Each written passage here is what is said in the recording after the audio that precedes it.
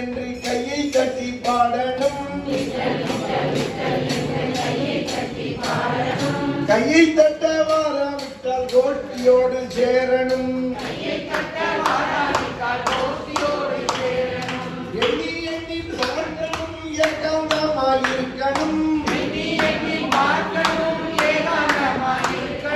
ராம ராம ராமா என்று எண்ணி எண்ணி பார்க்கணும். ஏகாந்தமாயிருக்கணும். என்றும் அவன் சொரூபத்தில் ஈடுபட்டு இருக்கணும். ராம ராம ராமா என்று நாமம் சொல்லி பாடணும். நாமம் சொல்ல வாராவிட்டால் நல்லவரோடு சேரணும்.